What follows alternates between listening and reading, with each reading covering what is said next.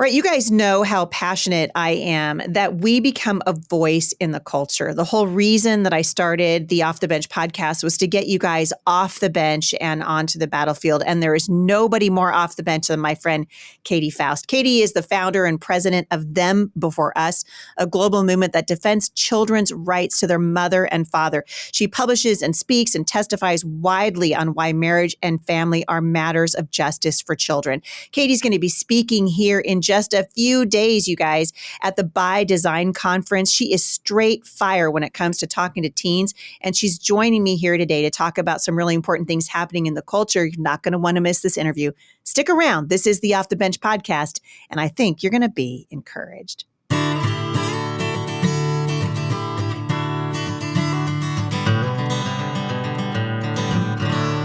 Well, thank you guys for tuning in today. As I mentioned in the intro today, we have a brand new conference coming here right to Firmly Planted Family. It is called By Design. We're going to be answering questions that teens are asking about human sexuality, about God's design for family. You guys can register by going to firmlyplantedfamily.com/by design. This is going to be one of those events that I think is going to be so life-changing and so life-giving to you and your teen that we're inviting you to come from all over the country. You guys, there is a beautiful Hampton Inn and Suites right next door. You can it's 2 minutes, you guys. It's a 2-minute walk from the hotel to the conference venue. And I think this is going to change your life. Bring your youth pastor, bring your youth workers, bring your kids ages 6th grade up to 12th grade, or if you've got young adults in college, let's have a conversation about what God says is appropriate when it comes to human sexuality and identity. And I love this woman. You guys heard me the last time Katy Faust was on the show. I literally hung up and I told my staff, I'm like, that girl and I were separated at birth. I did not know how. She did not get on my radar earlier, but I think we have Seth Gruber to thank for it. Either way, Katy's here with me again today. Katy, my friend, welcome back to the show. Good to be with you. Heidi and I share something very similar in common, and that is that we are two conservative women who have not moved to Idaho. We still live in Washington State.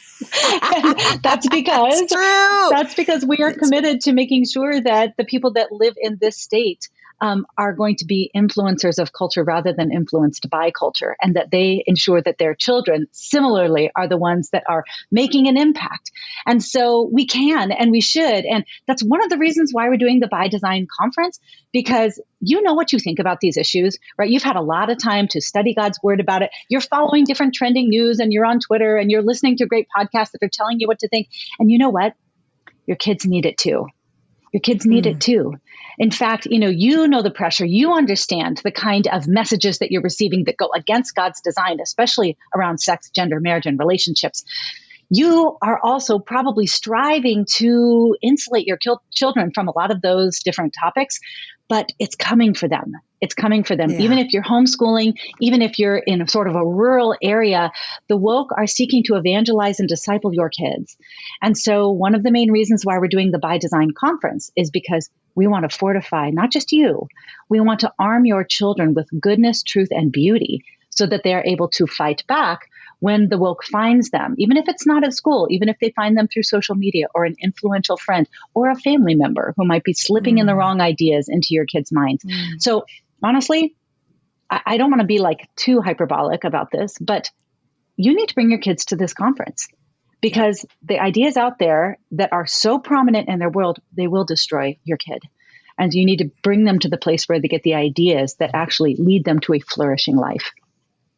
Man, so good. And Katy, before we started recording today, Katy had said to me, I love doing these interviews and I love doing television and radio, but I come alive when I'm talking to teens. Why do you have such a passion for teens? Okay, I talk to so many people. I mean, I do so many interviews. There's a lot of us that are just like, oh, don't make me do the teen thing. I'm not that good at it. So when I find someone who's really good at it, I'm like, platform that woman. I love it. I mean, I'm on the advisory board for Jordan Peterson's new project, which, we hope is going to be the righteous inverse of the World Economic Forum. It's called the Alliance for Responsible Citizenship. So, I go to these conferences in London and I talk to all of the people that are moving and shaking and the policymakers, and it's awesome. And nobody asks better questions than teenagers. I love talking to the teenagers because for many of us adults, we're like, oh, we'll kind of run into it here and there. Or maybe there's some challenging thing at our workplace where we're like, gosh, do I put my he, him in the bio or not? Kids are inundated. For them, it is a matter of they are desperate for these ideas. They're never abstract. It's always immediate. It's always, what do I do about this friend? I'm having this experience right now. How do I talk to my teacher? How do I complete this assignment? But I love this person and yet I disagree with them. What do I do? I mean, I love teens because it is raw. It's direct. It's so immediate. They're so desperate and they ask the best questions as a result. And the best thing about teens is just like with your own kids, in parenting, you can lecture all you want. You can present all the time. You can give them good books to read. But the times where it's going to make the most impact is when they have said, I have a question, and you are ready to give them an answer. And so those opportunities happen a lot more talking to teens. I have found at conferences like this that are specifically structured to make sure that they're getting honest answers to honest questions in ways that don't just involve because the Bible said it. That's why. What we're going to do at the By Design conference is not just, this is what God says about sex and marriage. We're going to do and this is why it's so good. You cannot walk away from this conference going, this aligns with not just my bodily reality, but the social science, right? Economics, philosophy, natural law. I mean, everything about what God says in scripture is going to be validated by the why of his world. So really, that's what the By Design conference is going to do. We're going to talk about challenging things like friendship, marriage, same-sex attraction, casual sex and a hookup culture, transgenderism, abortion. But it's not just going to be, this is what the Bible says. It's going to be, this is actually what aligns with human flourishing. And here's why. Yeah, or as Thomas Jefferson would say, nature and nature's God. April and I were just talking about this, and that podcast is going to air here in a couple of days. But you were telling me a little bit about April Weidlinger, who is the CEO of Canavox. That woman, she did not toot her own horn, but I kind of wish she would have. She's kind of an extraordinary human being. Agree. Totally agree. I started working for Canavox, which is giving a natural law explanation to all these different marriage and family questions. And Canavox is what made me well-rounded enough to feel like I could start a nonprofit that goes across the world to defend the rights of children in all marriage and family issues. Canavox is spearheaded by April, who is formerly a lawyer at a super high-powered New York law firm, who had some babies and said, you know what? I'm replaceable at my law firm. I'm not replaceable in the life of my children. And then she took all of her legal acumen and said, I'm going to invest in this movement, this Canavox movement that I will tell you, you get into a Canavox group because that's really what Canavox is. It's like reading groups for moms, dads, young adults, college age, young professionals. And then I helped to design the teen edition of Canavox for middle schoolers and high schoolers. You get into one of these groups and you're unstoppable. You're just unstoppable. So could anybody have, for example, could we have a Canavox group here at Firmly Planted Family where they get together and they do the thing, right? We could do that. Oh, let me just say, you should.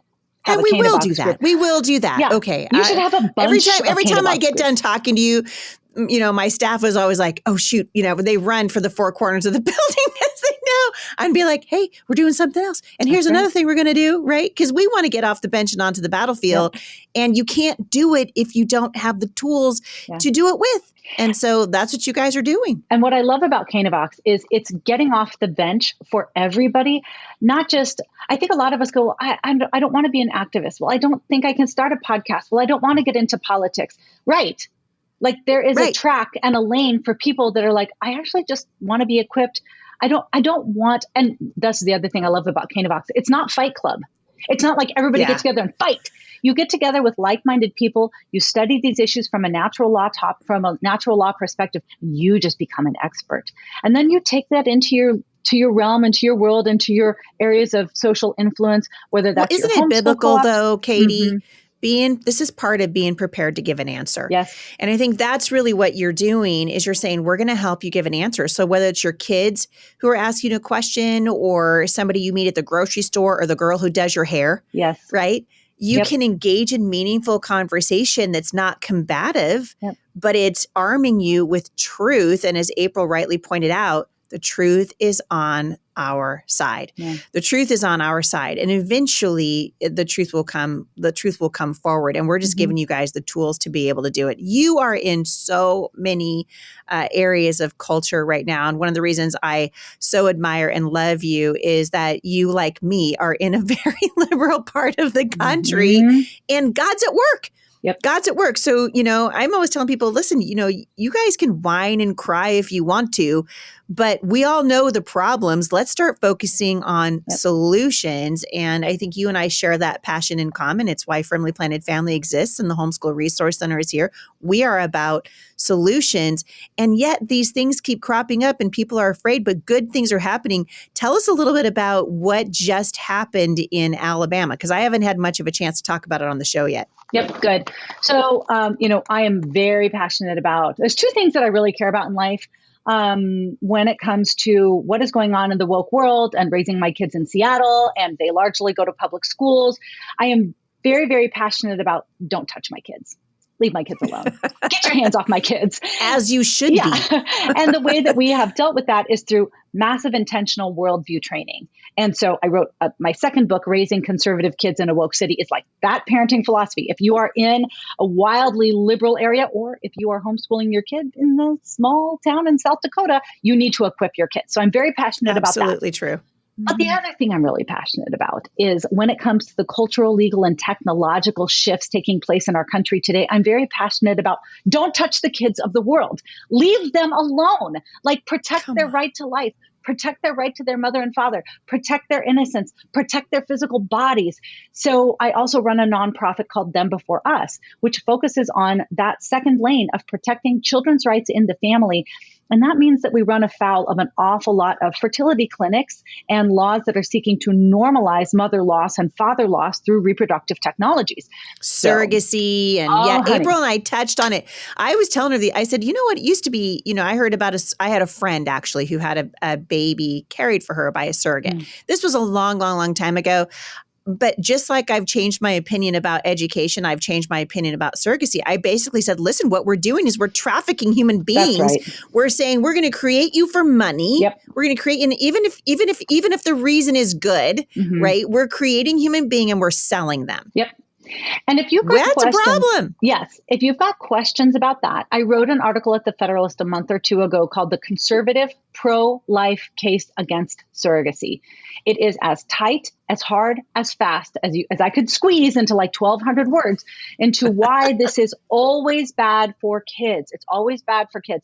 As many studies that I could squeeze in there, contrasting surrogacy with adoption, which is a very important point to make. So I will tell you people, if you've got questions about surrogacy, Conservative Pro-Life Case Against Surrogacy is where you're going to get all your answers. But yes, like those reproductive technologies, unfortunately, there is a lot of moral confusion among conservatives and even Christians on the topic.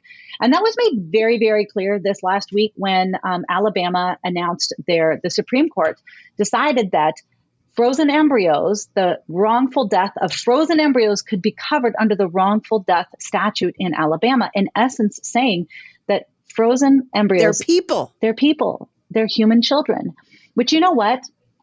They are human children. What? You're going to be kidding me. I know. That's why this is so important. No matter what Joy Reid is screaming and yelling. That's right. So it's like we had this incredible decision from the Alabama Supreme Court, probably one of the most important when it comes to recognizing the personhood of unborn children. And then we had all kinds of prominent Republicans coming out and saying, we are going to protect the right that adults have to IVF. Who would those prominent Republicans be, Katy? Well, I was sparring with one Carrie Lake on Twitter about it. And of course, the 45th president of the United States came out and said it as well.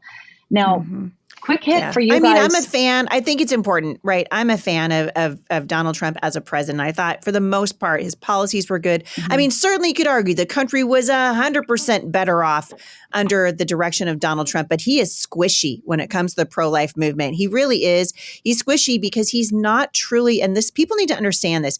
Donald Trump, who I will be voting for because he is going to be the guy. So I'm not trying to say I'm not going to vote for him. I just want people to open your eyes, and it's okay to say, there are things that we don't like, right? And so he's squishy on the pro-life in a movement, really, because he's not truly conservative in this arena. Right. He's not a conservative. He is a populist. That's right. And I've talked about this before on the show. People don't understand it. Katie, what's a populist? Yeah, it's just somebody that does what's popular. That's what it is. Hey. Someone that does what is popular. And the nice thing is Donald Trump can read a room. That's exactly that guy, right. Yep. He can, it doesn't matter what, I mean, this is a superpower that he has, right? He can walk into a room of evangelical leaders and convince them that he is an evangelical leader. Right. He can walk into a room of squishy pro-life supporters and convince them that he is as squishy as they need him to be. Yeah. And that's kind of where he's at right now. Yep. On social issues, he is not strong.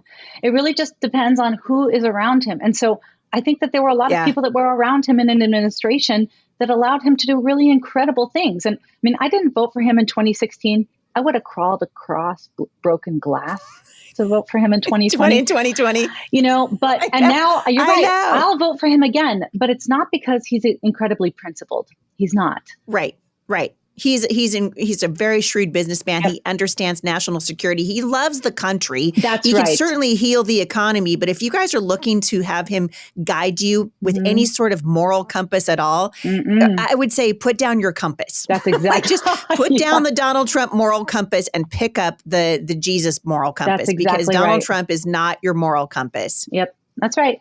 So, he came out and said we have to protect IVF, and same with several other prominent conservatives. And, for those of you guys that are like, I don't understand, what's the problem?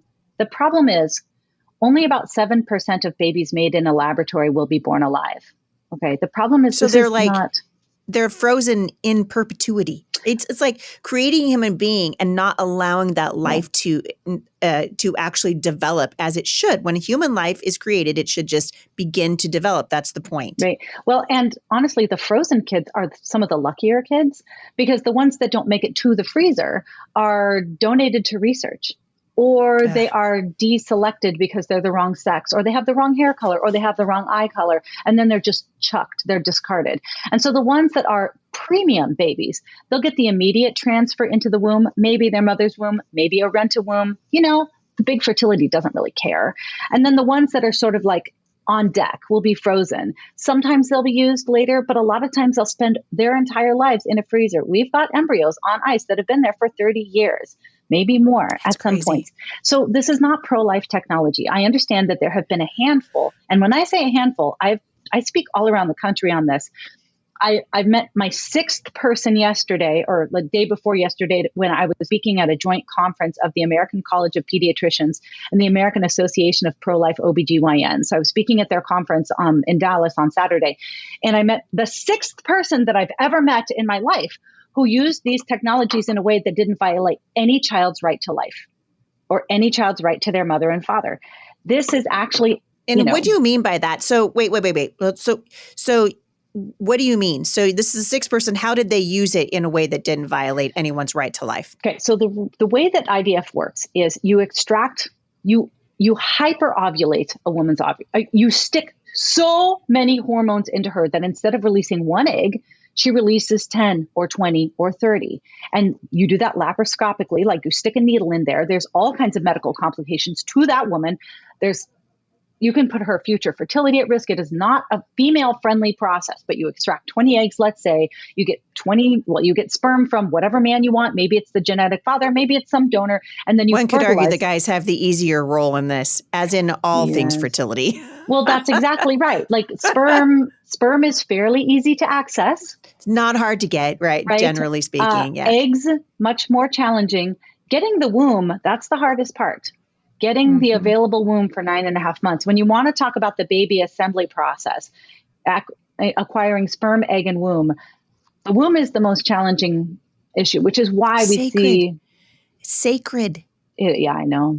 Yeah, like sacred things shouldn't be for sale. This is sacred space. I know. And we're like, hey, let's just rent this out. Let's just commercialize this business.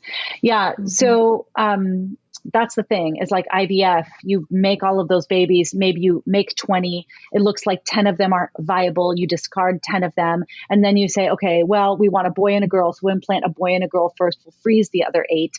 And then the boy and the girl are implanted, and the boy's twin. Now you've got triplets, and you're like, oh gosh, boy, triplets. I mean, IVF is a high risk pregnancy anyway.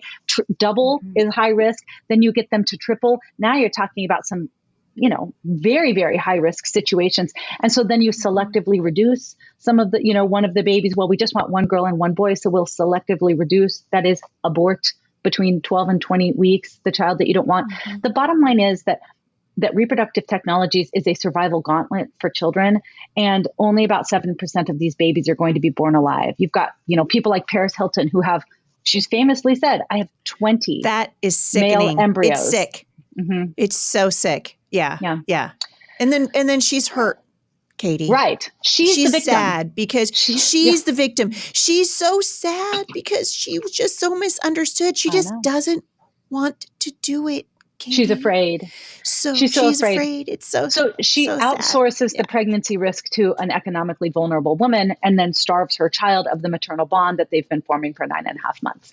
So it's just always the child. The kid's always going to pay the price. The kid's always going to bear the cost for IVF, for using a sperm or egg donor, for using a surrogate. It's always adults insisting kids sacrifice for them.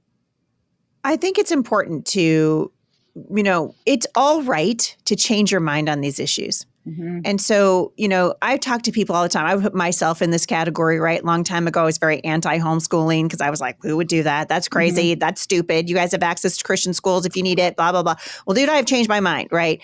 Over the years, now that I watch how the woke left is just taking aim at 5-year-olds, right? So I have very strong opinions about it. I also have a very, very precious person in my life who had triplets several years ago through IVF. She and her husband had, and these are their biological children. So one of the embryos that they implanted actually spontaneously split. And so she got 2 identical girls and a little boy, and just precious, precious human beings. And so what I don't want people to hear in this conversation is that was bad decision, wrong. What I want people to start doing is thinking beyond the emotion of the situation, even if it's somebody that and just go, is this good practice? Right. Is this something that we should be doing? Is there another side of it? Because we've so commercialized it. And Paris Hilton, I love that you brought her up, Katy, is a perfect example of a broken woman utilizing a broken system to further injure another woman and disintegrate the maternal fetal bond that naturally is there when a woman carries a baby. And what we've done is we've turned little babies into commodities. People are yelling and screaming about sex trafficking at the border, but we're doing it here. We're doing it in IVF clinics all across the United States. If that's not sex trafficking, and why? In this instance, we mean sex trafficking, like, do you want a boy? Do you want a girl? Do you want, what color eyes do you want? We are trafficking these children. It's just in a different way. Absolutely. That's right. And, I was the former assistant director of the largest Chinese adoption agency in the world. And one of my responsibilities was ensuring compliance with international, national, and state level legislation. One of the things that was important in terms of whether or not this was a legitimate adoption was ensuring that money never went from the adoptive parents to the birth mother. Because, we paid money when we adopted our son, and we gathered money as the adoption agency in these situations. But it was never because the money was going from the people that were going to raise the kid to the people that birthed the kid. That's trafficking. That's categorically trafficking. And so that's what we're doing. And that's what we're doing. That's what big fertility is built on. It is built on direct payments to the birth mother, to the genetic father, and to the genetic mother. And all the fertility clinics right now, all throughout Alabama, are absolutely freaking out. Because if you protect children's right to life from the moment of conception, and if you were to say that we can't have direct payments to any of the third parties involved, you would destroy their business model. People wouldn't do it. You would destroy it overnight. People would be like, hey, wait, where's my $30,000 payout? Right. Yeah. Right. Nobody will do this for free. But people will happily sell their children or rent their womb for money. And so, in the adoption world, this is what we call baby selling. So this is interesting. I'm going to get your thoughts on this. So the mainstream media, of course, the legacy media, the woke media outlets, everyone is freaking out over this decision because what Alabama's Supreme Court essentially said is these are people. That's right. So let's actually stop and think about the fact that these are human beings. We don't want to see somebody trafficked, right? In real life, we've outlawed human slavery as well. We should in this country. We're against racism, right? But this is a whole other issue talking about human beings. And I want you to just listen to the opening of this article on MSNBC because it's really amazing. Here's the headline. Alabama ruled frozen embryos are children. Here's what it could mean for embryos frozen across the state. When Krista Rumbly, a mother of 4 living in the Birmingham area, first learned about the Alabama Supreme Court controversial ruling on frozen embryos, her first thought was of her own. Rumbly, 44, says she has 3 embryos frozen at a local fertility clinic. When she faced secondary infertility after the birth of her first child, she and her husband turned to in vitro fertilization to expand their family. They welcomed twins from the procedure in 2016 and another child in 2021, but the process left 3 frozen embryos unused. So Rumbly and her husband are done expanding their family.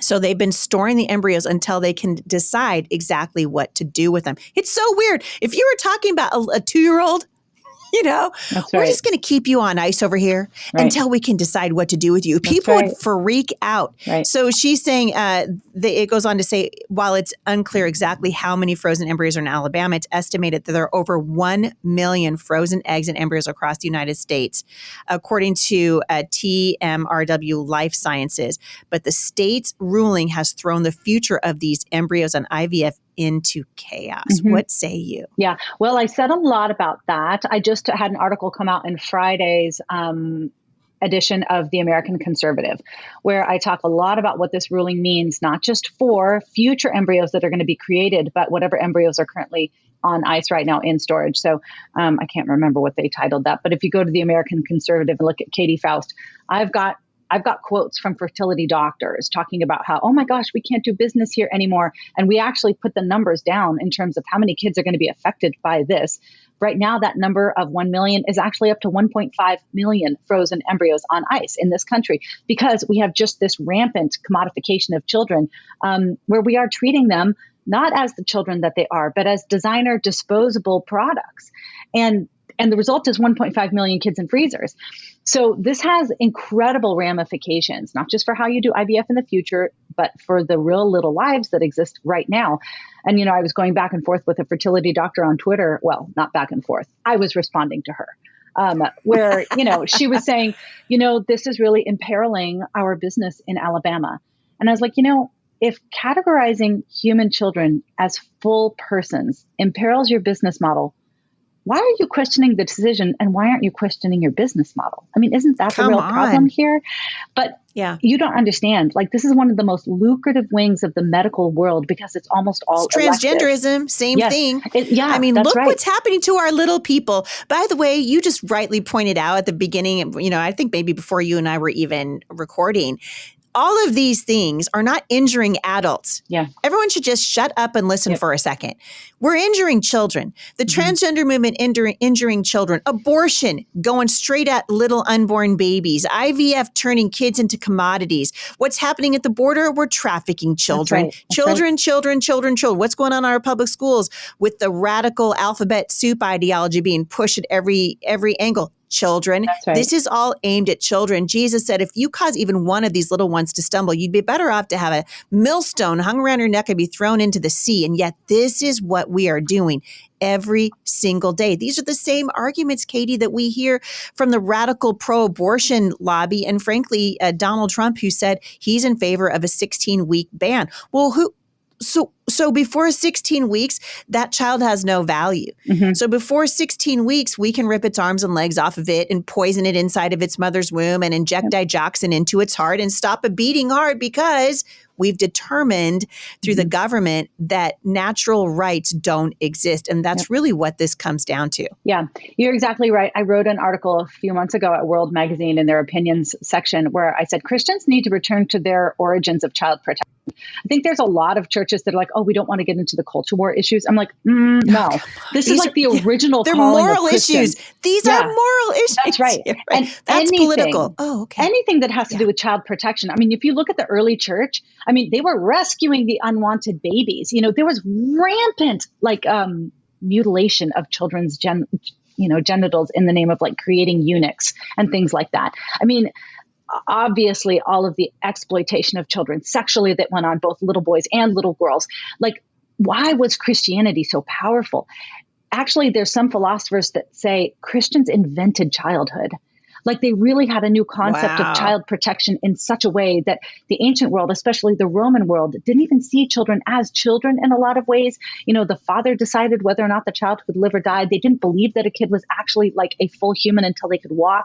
But Christianity came in with this radical vision of who children are and the protection that they deserve. And it was manifest in the way that they formed families and maintained families and brought children in that were unwanted and protected their own disabled children and just dignified children in a new way.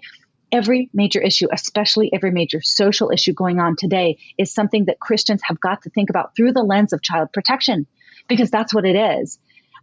We have a curriculum that's coming out in the next couple. If you go to thembeforeus.com, subscribe to our newsletter. We have so many projects coming, but one of them is a small group curriculum specifically for churches on how all these different issues of marriage, divorce, reproductive technologies, modern families, adoption, cohabitation, polygamy. If you hear about it in the marriage and family space, it's actually a matter of child protection. And so that's what our small group curriculum is going to aim at, talking specifically to Christians. God's design for sex and marriage is plan A for child protection. And if you deviate from that by making that union not permanent through no-fault divorce, reconfiguring that union to be a same-sex versus an opposite-sex relationship, including more adults in that union versus just the two. What you're really doing... Which is where we're headed. That's next. Yeah. Really what you're saying is, if you're going to compromise on what God says about sex and marriage, what you're saying is, I value my social acceptance above the rights and well-being of children. So just be honest about what you're doing. Yeah. And I think these are the hard conversations, but they have to be had. I had the opportunity. I just came back from the National Religious Broadcasters Association conference in Nashville. And so I spent most of my time there, 3 or 4 days, just being interviewed by different broadcasters. And it's amazing to see just now, I think, more broadcasters are starting to wake up to go, oh, hey, these are issues that the church should be addressing. Yeah. But for so long, we were like, oh, hey, that's political. We just don't do that. Yep. When 99.9% of these issues are not political, they're moral. The Bible addresses them. If the Bible addresses them, then where are the people of God? Right. We should be talking about this.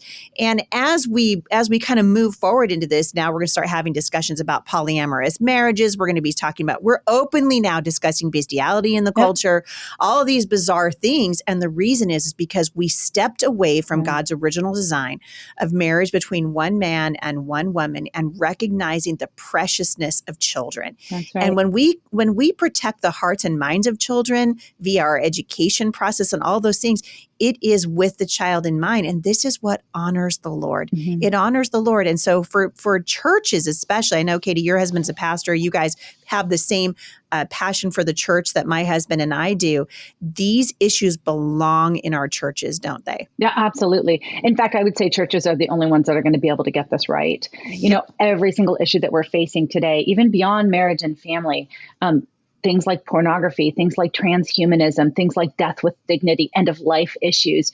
All of those things. Yeah. Oh, Canada. Poor Canada. Those guys, the Canadians, I have so many friends and lots of listeners in Canada. They're now absolutely openly censoring what Canadians can even hear, what they can see, what they can hear. And you have to do this when cultures are under attack. So you move from freedom into socialism into communism. Mm-hmm. That's what's going to happen. And they don't even have access to the news anymore, which is why I'm such a super fan of Jordan Peterson, because Jordan's out there going, you know what, take my license. I don't even care anymore, because he recognizes that there are bigger things at play. Yeah, that's right. And we see that massive censorship happening, I would say largely on social issues, because why? Yep. Why? Because, Yep. and this is the lane where the church needs to be in. We have always had these major theological battles. The first century, the question, the first, second, third century was, what is the nature of God? Like that was the main theological question. And we had councils about it. We had heretics, who said, well, it's not, Jesus was kind of half God, half man. Yeah, people need to go back to the Nicene councils and start looking back to all these discussions that were being had. But that came through a lot of, I would say, cultural war, battles, friction. We had fights. It was very rough, right? And it was a battle of ideas, and it was all around what is the nature of God. Then you get, fast forward to the Reformation, and there were battles. Like war level, people died over the question of what is the nature of salvation. And what is the role of the church in the nature of salvation? And then we settled that and kind of landed in two respective places, depending on whether you're Protestant or Catholic. But then today, and for the last 100 years, and I would say for the next 100 years at least, all of the questions are going to surround the question of what does it mean to be human? When does life begin? When does it end? Well, now we're going to be talking about transhumanism. That's right.